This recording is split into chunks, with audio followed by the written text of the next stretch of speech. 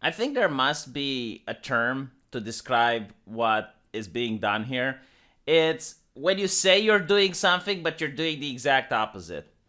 For example, Dungeons and Dragons lead rules designers on how the game keeps devolving player races, because that's what they did. They devolved. They removed things. They censored things. They devolved. They did not evolve. I mean, if you look at a fantasy setting, what is a fantasy setting? What are races? That's the actual question. The race from a fantasy setting, like the jargon race, not what we have in the real world. Because in Dungeons and Dragons, I mean, you can have Asian-looking humans, you can have black-looking humans. Like that's not the problem. The question is about orcs, dwarves, elves, tieflings. So what are the races? And to answer that question is when you look at reality and you have like various humans, you stereotype certain elements of humanity and you create an alien race. Kind of like the Vulcans in Star Trek, kind of like the dwarves in Dungeons and Dragons. They're alien creatures, they're not actual humans. And why would you do that? What is the purpose of doing that? The purpose of doing that is to create drama. It sparks conflict. So you look at the dwarves, they're very conservative, they live a lot longer than humans, they're very hardworking, but at the same time, they're very prone to greed. They're very stubborn. So they have advantages. They're better than humans in most ways when it comes to being perfect at their craft. I mean, they live for hundreds of years. They know how to smelt that metal. They're a lot better than any human smith can ever be. But at the same time, they also have a lot of flaws. Why? Because, well, they are very greedy. Right? They're very stubborn. So why is that interesting? Why does that create drama? Well, it creates drama because how do you get a dwarf and an elf in a party? Which are very different races. They're very different alien species which are in conflict with one another. And why would you want to get an elf and a dwarf in a party? Well, to take over Sauron. Because Sauron is the ultimate evil. And you can have a very wholesome story with how these races who initially hate each other and they have nothing in common and they have a lot of animosity and grudges towards one another, but they manage to put all of that past them, and at the end of the story they become friends. Well, if anyone would write such a novel, that would be a bestseller, wouldn't it? That would be some great writing right there. But unfortunately, you don't get to see this anymore in Progressive La La Land, because Progressive La La Land is kind of like Picard. I don't know how many of you actually had the displeasure of seeing Picard, but in the original Star Trek, the Vulcans were supposed to be incredibly rational, devoid of emotion. They had their own society. They were incredibly smart, far smarter than humans. And then the Romulans were like the Vulcans, but they didn't control their emotions, right? When you look at the Picard season 1, all those alien races are just like humans. So why even have alien races to begin with if everyone is the same? If everything is like just like in the real world, where's the fantasy? What's the point? Why not just make it so that everyone is human? It's just like the appearance. Like you like to LARP as a furry now? Is that it? And here's the big concern that I have.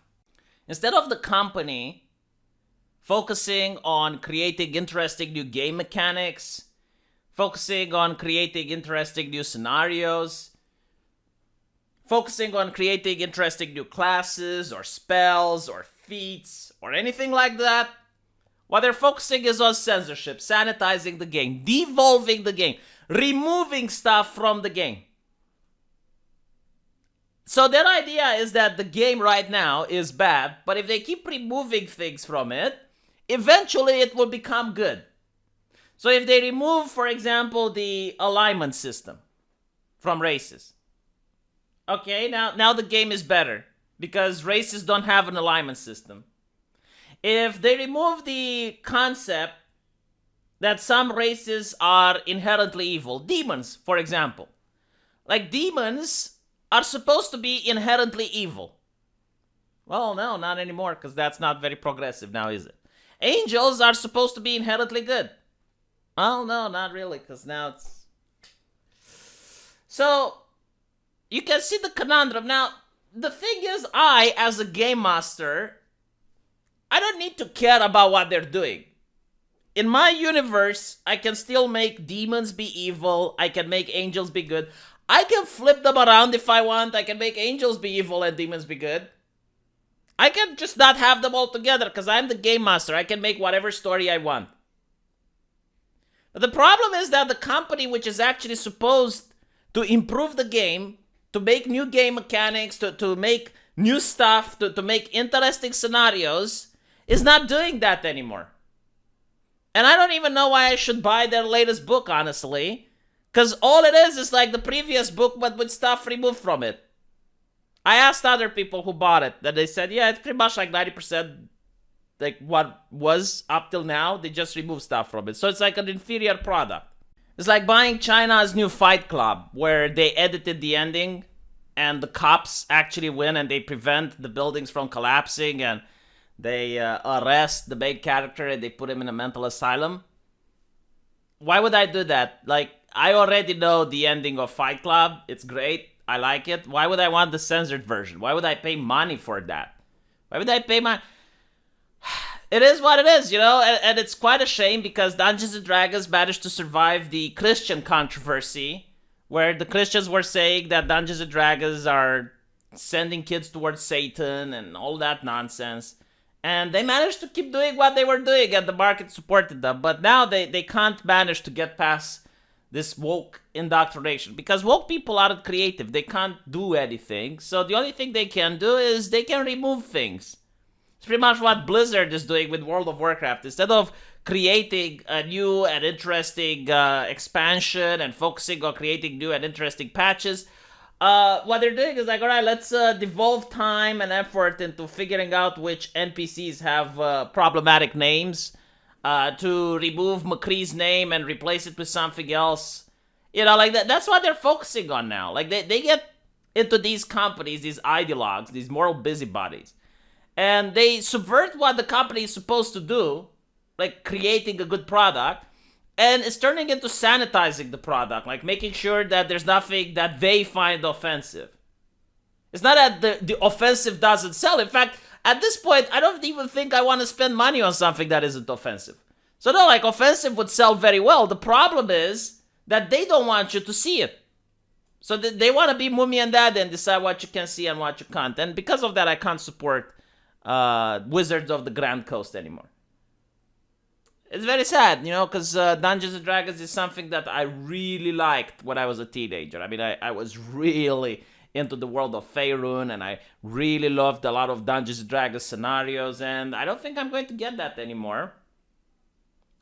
I don't think I'm going to see new game mechanics. I mean, I like the Dungeons & Dragons 5 edition mechanics because they're very easy for people to get into, but I want something more on top of that. I would have wanted to be easy to master but difficult to learn. So it would have been cool if you have like some additional mechanics once people get into the game and they want to do something else, something extra. You're not going to get that. Like they're incapable of making that. Instead, what they're going to do is like they're going to make trivial changes that don't add anything to the game, but just remove stuff from the game. Let me know what you guys think, and I'll see you in the comment section. Take care.